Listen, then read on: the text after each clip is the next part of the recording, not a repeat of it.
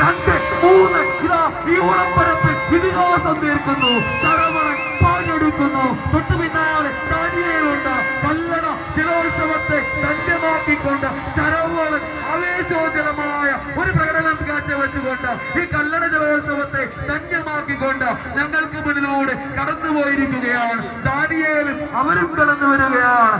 Over to Shanthi. Thank you mister Manoj കളിയനാട്.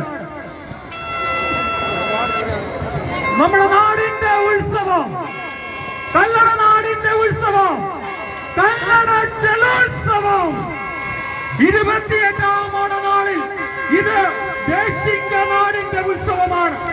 അങ്ങ് ഓച്ചിറയിൽ കാളകെട്ടുത്സവമാണെങ്കിൽ, അഷ്ടമുടയിൽ ഉരുൾ മഹോത്സവമാണെങ്കിൽ, 3 കല്ലടകളിൽ അത് കല്ലട ജലോത്സവമാണ്.